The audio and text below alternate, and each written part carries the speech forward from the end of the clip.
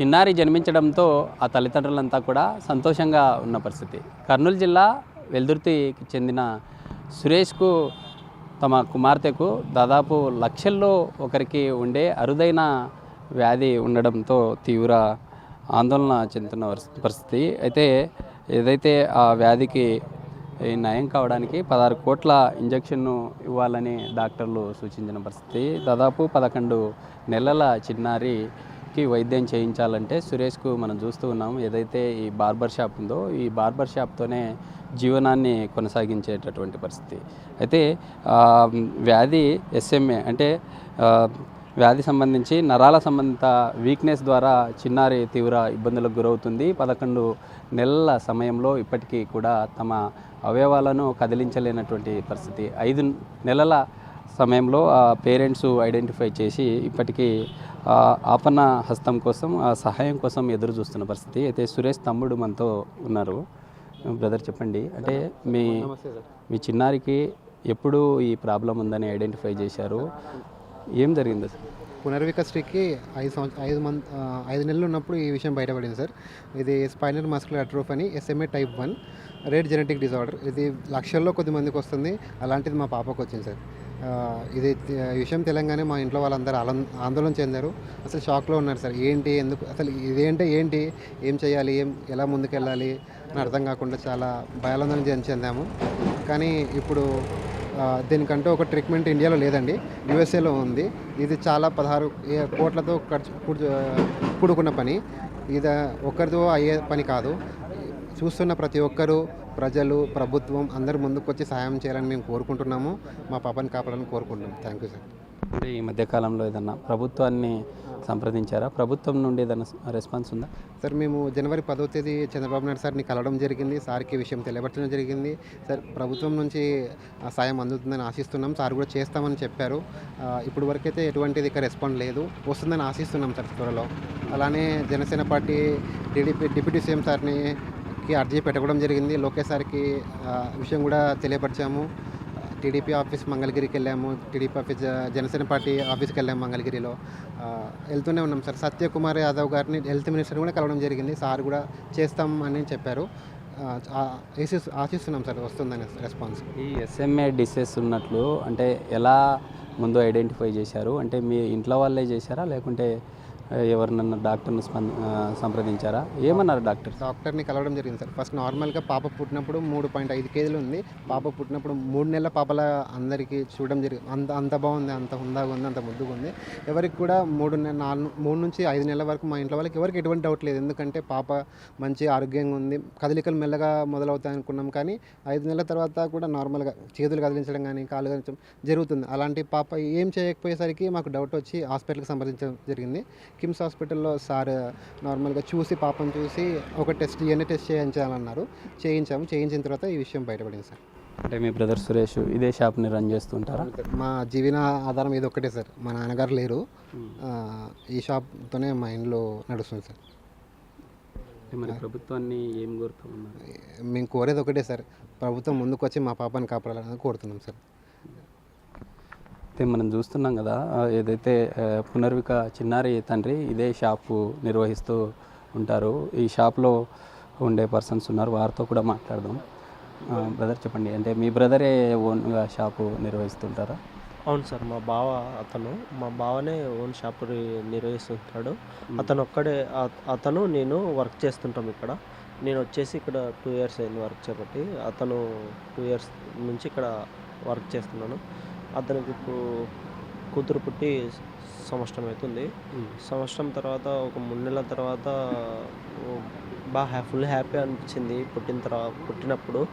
తర్వాత వచ్చేసి మనకి ఆ పాప కదలికలు లేక పాప ఇబ్బంది పడుతుండే, స్నానం చేపించిన ఇబ్బంది పడుతుండే అనేసి హాస్పిటల్కి వెళ్ళిన తర్వాత ఇలా డిసీజ్ ఉందా అన్న తర్వాత చాలా అరుదైన డిసీజ్ అనేసి ఫస్ట్ షాక్ అయ్యాము.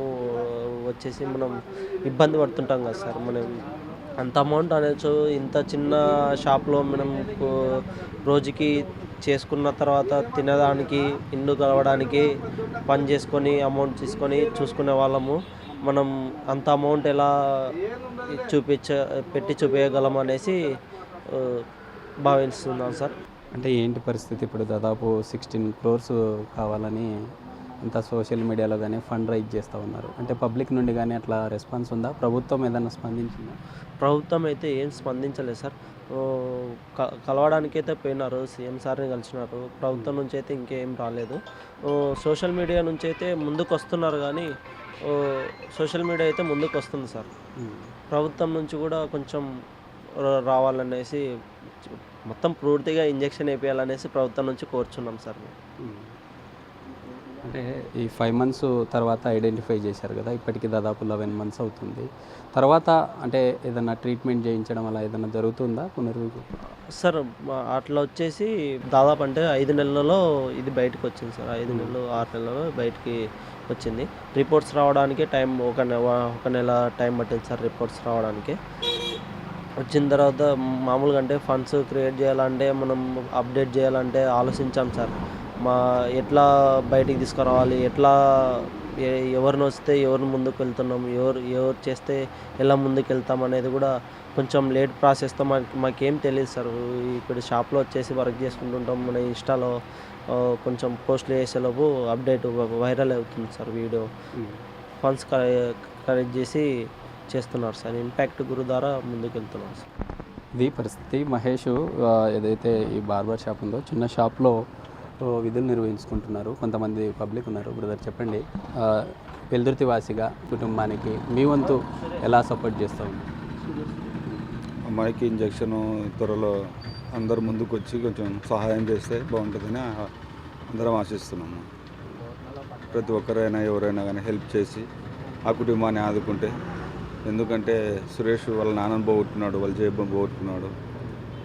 చిన్న కూతురు పాప ఎంతో ఆశతోని బాధపడుతున్నారు. పెద్దలైనటువంటి వారి ఇంట్లో ఎవరు లేరు, బాబే పెద్దవాడు. కానీ ప్రభుత్వం అంతా ముందుకు వచ్చి ప్రతి వాళ్ళు కొంచెం సహకరిస్తే ప్రతి విషయంలో అనుకూలంగా బాగుంటుందని ఆశిస్తున్నాం అందరం. ముఖ్యంగా కంపల్సరీగా ఏ విధమైన చేతనైనాను అందరూ ముందుకు వచ్చి సహకరించాలని కోరుకుంటున్నాం. మరి కొంతమంది ఉన్నారు అన్న, చెప్పండి సురేష్ ఎలా ఉంటారు? అంటే ఈ పాపకి 5 months తర్వాత ఈ వ్యాధి ఉందని తెలిసిన తర్వాత ఏం మాట్లాడుతున్నారు, ఎలా ముందుకు?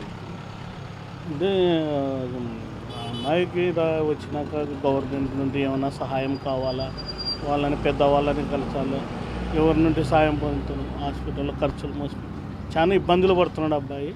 చాలా మందితో ఆలోచన చేస్తున్నాడు కానీ ఎవరు ముందుకు వస్తారో ఎవరు రాదో ఆలోచన. పాపను బతికించుకోవాలని ఎవరికైనా ఆశ ఉంది కదా. చిన్నపిల్ల అమ్మాయి, ఎవరన్నా దాదాలు ముందుకు వచ్చి చేసేటోళ్ళు ఉంటే కూడా సహాయం చేసేటోళ్ళు కూడా ఎప్పటికైనా వాళ్ళకు రుణపడి ఉంటారు. పాపను బతికించుకో సహాయం చేసేటోళ్ళు కూడా ముందుకు వస్తే వాళ్ళకి ఎలావేళ ముందు వాళ్ళని తలుచుకుంటారు, చేస్తారు. ఒక ప్రాణం నిలబెట్టిన వాళ్ళం అవుతాం మనం.